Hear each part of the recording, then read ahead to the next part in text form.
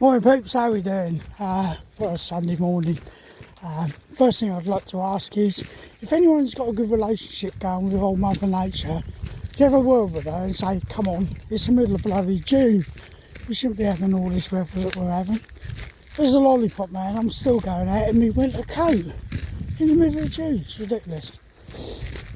Second thing is, to all the fathers, grandfathers, and in some cases, great-grandfathers, have a smashing Father's Day. Yeah, and even, like myself, if you're a step-parent, there's all the stepfathers out there as well. Because what people don't realise is, it's a big step, becoming a step-parent. There's a lot of barriers that you have to break down initially, and hopefully it will come good for you. But yeah, hope you all have a great Father's Day. So, main subject of this one. Intolerance. I read an article today, and it's the mastermind presenter, I can't remember his name, but he's on about the fact of how he's had death threats and everything because of his colour. When he first started, he didn't want to be known as the... Oops, where are you going, my love? He didn't want to be known as the black journalist, you know, so things like the Notting Hill Carnival, yeah, send a black journalist out there. And I feel the same. Yeah, when I was going through school, I was bullied because of my colour. I was actually bullied in the army in one sense. One of the units I went to, the RSM decided that he didn't want a black man in his regiment. And that was in the days when people like the guards and everything, you wouldn't have found a black guy or a coloured guy or anything like that. But it was all to do with intolerance, wasn't it? You know, the fact that they didn't like your skin tone or anything like that. Now, I wouldn't say I'm intolerant, but what I would say is if I don't like someone, I don't like them because of them, not because of their skin, their race, their creed or whatever. Yeah, it's just that they're a prat. End of the day, but you're not allowed to call people that anymore, are you? Sorry, politically correctness gone wrong again. But yeah, intolerance. And what made me think about this was I'm on an app called Nextdoor. Do a lot of posting on there. It's all mainly to do with local village life. But someone had put in there about the fact of German speakers. Yeah, and the fact of you wanted to get people together to speak German, yeah, depending on their various levels of German, whether they be fluent or whether they be beginners. So I messaged him and said about the fact that I'd lived in Germany for a good number of years, and he came back, he said, isn't it funny, I've had loads of ex-soldiers or ex-squaddies. Yeah, he said, it looks like it's going to end up being a Cold War veteran meet. But we were talking about how intolerant, especially the British are. Well, mainly, yeah, I would say British. I'm not going to segregate them, because that's wrong as well. Yeah, and I remember my first night in Germany, I'd been posted at the Royal Scots Dragoon Guards in Athlone Barracks in St Lager. And first night out, they took me downtown, as they normally do, and we went along the strip in St Lager, and if any of you have been to St Lager, you know what I'm talking about. And all night I've been practicing to ask for my food in German. And the breakfast and Pommes mit Mehl bitte. Been practicing it all night. So I then went to the Pink Snelly, and like I say, those of you that have been to St Lager, you'll know Pink Snelly. I went to the Pink Snelly after we'd been out all night. Stood there at the counter, I'm the breakfast and Pommes mit Mehl bitte. And the woman behind the counter in a broad Cockney accent said, do you want to eat it here, love, or take it home? Now, Brigitte, she was married to a sergeant with 39 Heavy Regiment, who, funnily enough, I ended up getting posted to for the Gulf War. But she picked up a Cockney accent, even though she was German. But it was a couple of nights later, and I'm in the Pink Snelly getting me food, and this young lad walks in. I want sausage and chips.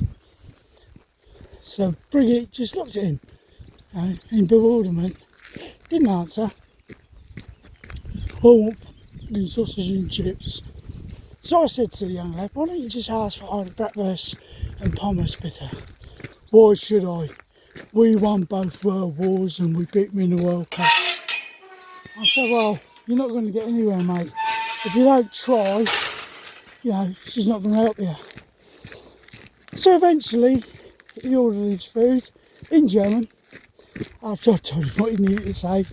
And again, Bridget just looked at him and said, do you want to eat it here, love? We'll take it home. He wasn't a happy man, stormed out of the Snelly. But I always tried, whilst I was in Germany, I always tried to use as much German as I knew. Mine, I call it Pigeon German. I learnt it from a German bloke who at the time couldn't speak English, I couldn't speak German, but we knew the language of beer. And Heinrich used to make the most wicked schnapps, absolutely rocket fuel. You could have sent the space shuttle up a couple of times on what he was brewing up. But I learned a bit, and like I say, I was in Detmold at the time with 3 Battalion Remy, and down the road in the town was a place called Karstad's, big supermarket type place, and there were stores outside Karstad's, and I was trying to ask for something off this woman on this stall, and for the life of me I couldn't think what this item was in German. I tried everything, and eventually, very politely, I said, entschuldigen Sie, sprechen Sie English bitte? And she ranted off to me in German, going on about I'm in Germany, I should speak German, blah blah blah. And I'm stood there, quite bemused. And eventually there was a bloke came up in a suit, and he asked me, British Soldaten? I went, yeah. And then he spoke to me in English. And then he spoke to the lady on the stall in German. And the language, I knew full well that the language was a bit spicy. After he'd finished with her, he spoke to me in English and said to me about the fact that I will not have my British friends being spoken to in that manner. I've told her to pack up her stall and go, and she will never be invited back again. So it's intolerance across the board with some people, but I do notice it a lot with the English. Yeah, whenever they go on holiday, they expect to have people speak to them in English. I haven't travelled abroad in years, but I know if you go to some of the places in Spain, Canary Islands and that, you got the old British pub where everything's in English. Why? Yeah, I don't get it, to be honest. And especially with today, as you see things, you've now got various translation apps on your phone.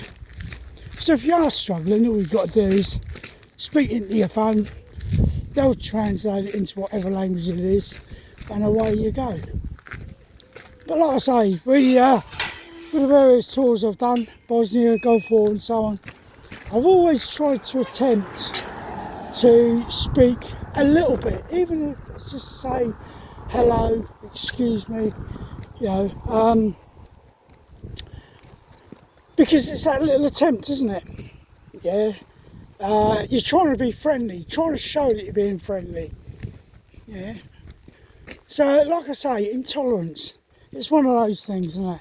And until we start showing a bit of respect to one another, it will carry on. Simple things such as, if I say hello to you as like I'm doing now, tabbing, I always say to people that I see coming the other way, I would say a good 85 to 90% of the people respond, but you'll always have them few that just can't be bothered. Same as when I always hold doors open for people. If someone's walked towards the door and I'm there, yeah, I will stand there and I will open the door for them. And it does roll me a bit when they don't even have the grace to say thank you. Yeah, so all I'm saying, peeps, is let's try and be a bit more tolerant of each other.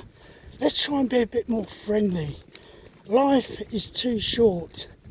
Those of you that don't know, my mother-in-law's partner passed away about a month ago now. Paul's only 2 years older than me. Yeah, I'm 64 in July. And as I say, life's too short. Every day that I wake up, I thank the Lord that I won't say thank the Lord because I'm not religious. I thank that I'm actually still breathing. Yeah, every day's a bonus, is a way to look at it as far as I'm concerned. Yeah. Anyway, I've rattled on again. That knobby, you don't have to go on sometimes. Anyway, you have a great Sunday. If you're doing anything for Father's Day, hope you have a wonderful time. I'm taking Lily out for McDonald's. Yeah, so it's Father's Day. Hold on, I'm treating my granddaughter. What's wrong there? It's supposed to be the other way around. Mind you, she opened the gate, so I'll let her off. Anyway, you all take care, and I'll speak to you soon.